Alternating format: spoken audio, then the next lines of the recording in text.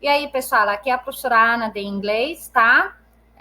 Eu quero fazer uma revisão com vocês, tá bom? Sobre o capítulo 1, 2 e 3, tá bom? E eu quero que vocês estudem essa revisão. Então, é o seguinte, pessoal. No capítulo 1, a gente falou sobre Where are you in the world? O que significa onde você está no mundo. Lembra que a gente falou sobre o nome, cidade, tá? Então, your name. Quando alguém te pergunta what's your name? Você responde my name is. Aí você fala seu nome. Your home city. E eu quero relembrar para vocês que home city é a cidade natal. Então, é sua cidade natal, tá? Onde você nasceu. Por exemplo, vocês nasceram alguns em Corumbá, alguns em Rio de Janeiro, São Paulo, etc. Tá? Your home state é é o estado natal, tipo o estado aonde você nasceu, certo?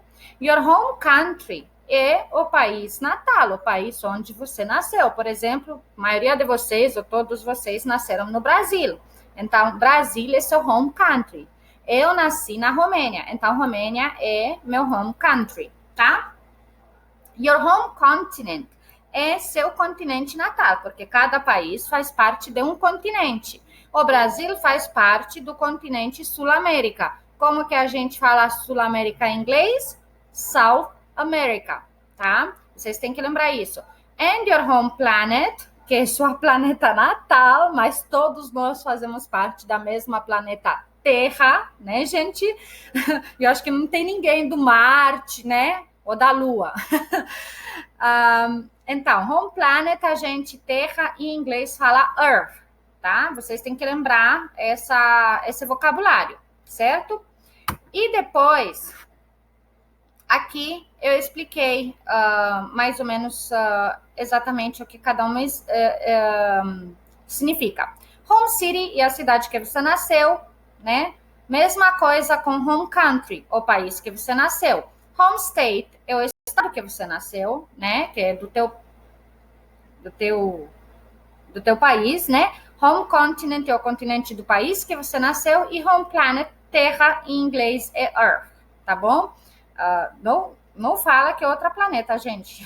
Agora que a NASA descobriu, não descobriu, né? Eles já sabiam, falaram que realmente existe o UFO. Não vem com essa ideia de, eu sou do Marte, tá? Bom, vamos lá no próximo. Depois a gente aprendeu sobre Natural Materials and Resources, que significa materiais naturais e recursos da Terra, né? Recursos da Terra. E a gente aprendeu que o paper, que significa papel, né? Paper, papel, comes from trees. Ele vem das árvores, né? Wool comes from sheep, que é wool, lã. Lã vem das ovelhas, tá? Só das ovelhas. Clay comes from sand, soil, tá? O que significa clay? Argila. Ele vem da areia ou do solo. Leather comes from animals. Couro. Leather é couro. Ele vem dos animais, não é só da vaca, gente, tá? Ele vem da vaca, do boi, do cavalo, do porco, da ovelha, vários animais, né? Tem o couro de crocodilo, né? De cobra, que é caríssimo. Bom, e depois temos cotton comes from plant, que significa algodão vem das plantas, né? Algodão é uma planta. Wood comes from tree or coal, que significa madeira vem das árvores ou do carvão, gente. Lembra que tem um carvão vegetal, né? Que tem um carvão para madeira natural, que é um carvão vegetal. Então, a madeira vem das árvores e desse carvão vegetal. Carvão em inglês, a gente fala coal, tá? E depois, nós temos no livro também sobre frases usadas para dar opinião. Quando a gente quer dar uma opinião em inglês, a gente usa essas frases. I think, I guess. I think e I guess significa eu acho. I guess também significa eu adivinho. Mas o pessoal interpreta como eu acho, tá? My opinion is, minha opinião é. I wonder, eu me pergunto. E in my opinion, na minha opinião.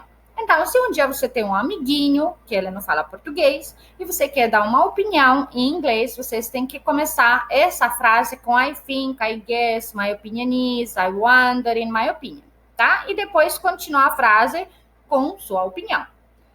Próximo, a gente aprendeu o modal verb can. Lembra, pessoal? Os verbos modais são usados junto com o verbo principal. Ele é um verbo auxiliar, certo? O can significa posso, pode, certo? Ele é usado no simple present. Eu não escrevi aqui, mas ele é usado no simple present. E aqui eu expliquei. Usamos o verbo modal can para falar sobre, no presente, tá? Possibilidade, pedir permissão de um jeito informal não significa mal educado, tá? Só informal. Porque temos outros verbos modais que são usados para pedir permissão de um jeito muito formal. E para falar sobre habilidade. E aqui tem uns exemplos. I can ride a bike. Tem o verbo can, o sujeito, o verbo can e o verbo principal. E depois o complemento. O que significa I can ride a bike? Eu posso andar de bicicleta. É uma habilidade que eu tenho, certo? Depois, outro exemplo. I can go to your party. O que significa? É uma possibilidade. Eu posso ir para a sua festa, né? E depois, eu coloquei como pergunta de pedir permissão. Can I drink some water? Eu posso beber água, certo? E aqui eu dei o negativo do can. E olha, I can't ride the bike. É uma habilidade que eu não tenho. Eu não posso andar de bicicleta. Então, o negativo do can é can't. Ou a gente pode colocar separado can not, certo? Desculpa. E depois, I can't go to visit my friends. Que significa, eu não posso ir visitar meus amigos. I can't speak English. Eu não posso falar inglês. E nas perguntas, a gente coloca o can na frente do sujeito. Então, vai ser can, sujeito e verbo. E complemento, né? Can you speak English? Você pode falar inglês? Can you open the window? Você pode abrir a janela? Tá? Então, esse é o jeito de usar can, muito fácil, até cair na prova de vocês. A maioria souberam usar, né? E agora, eu também ensinei vocês o verbo modal will, que também é muito fácil, e é um verbo usado para falar do futuro simples. Então, o verbo will é usado para falar sobre o que vai acontecer no futuro, mas incerto, tá? Porque a gente tem o going to, que ele é usado de uma forma certa, para coisas planejadas bem antes. E tem um exemplo. A gente usa o sujeito, o verbo modal will e o verbo principal. E depois o complemento. E aqui eu coloquei afirmativo, negativo e interrogativo. I will travel to Paris next year. O que significa? Eu vou viajar para Paris próximo ano. Negativo, I won't travel to Paris next year. Eu não vou viajar para Paris no próximo ano. E a pergunta, né, interrogativo, will, ele vai na frente, you travel to Paris next year. Você vai viajar para o país próximo ano?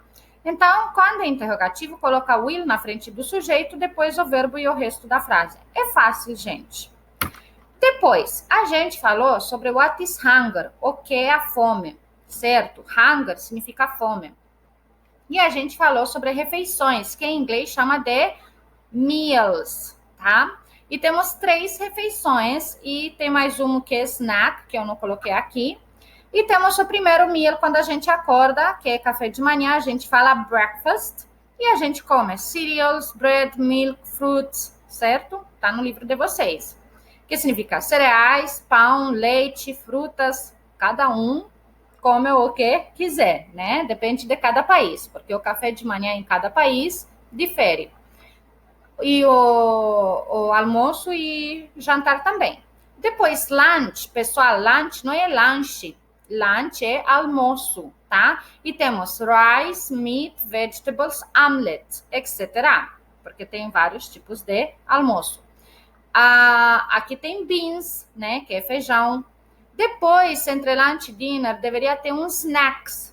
Que snack é lanche, né? Aí no lanche vocês comem o que quiser. E a gente fala snack, tá?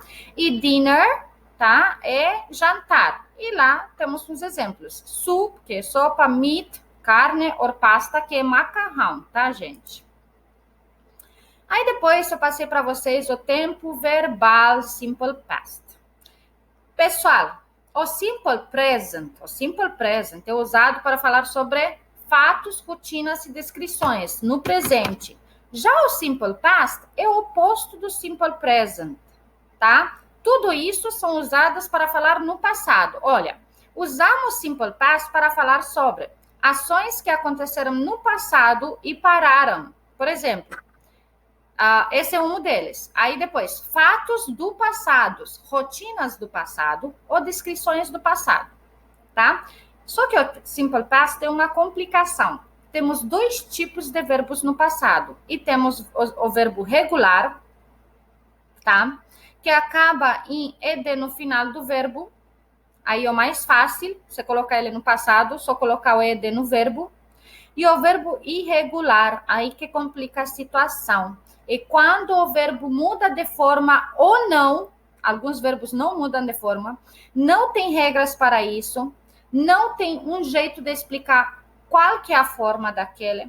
Vocês têm que estudar a lista de verbos irregulares no passado. Você acha na internet, né? Se não me engano, tem no final do livro de vocês também. Mas eu acho muito importante você olhar no Google os 50 verbos mais usados no passado, né? Os verbos irregulares mais usados no passado. Quando a gente vai voltar às aulas presenciais, e eu até vou dar essa lista para vocês estudarem, porque não tem uma regra. E isso é a parte mais difícil do Simple Past, tá? E, pessoal, aqui temos exemplo de frases no passado, afirmativo, negativo e interrogativo. Olha, aqui eu dei um exemplo com verbo regular. Tem o verbo watch, né? Eu coloquei ele no passado. I watched TV last night, que significa eu assisti TV ontem à noite. O negativo, quando a gente colocar negativo no simple past, tem que colocar didn't sempre. E esse verbo, ele volta para a forma infinitiva. Entendeu? Não coloca ed mais no final, porque tudo vai aqui. O passado vai aqui, tá? Então, I watched, o negativo é I didn't watch TV last night. Eu não assisti TV ontem à noite. Já quando é pergunta, tem que colocar did na frente e o verbo também volta para a forma infinitiva. Did you watch TV last night? Você assistiu TV ontem à noite? E isso é um exemplo do verbo irregular. Do verbo regular. Agora, do verbo irregular. O went aqui, pessoal, é o verbo principal. Ele é passado do verbo go, tá? Olha só como ele mudou para o passado totalmente de forma. E temos afirmativo. She went to visit her grandparents. Ela foi visitar seus avós. O negativo, como eu falei, coloca didn't. E esse verbo daqui, do afirmativo, tem que colocar ele para a forma infinitiva. Então, ele voltou para a forma do presente, porque o negativo e passado está aqui. Olha, she didn't go to visit her grandparents. Ela não foi visitar seus avós. E na pergunta, a mesma coisa do negativo. Coloca o did, no afirmativo, na frente, e o verbo na forma infinitiva. Did she go to visit her parents? Ela foi visitar seus avós? Então, pessoal, eu peço que vocês estudem muito os verbos irregulares, o simple past, tem um jeito de praticar ele mais online, tá? Espero que a gente se veja em breve, estudem e se cuidem, tá? Stay safe. Um beijo para vocês e até na próxima.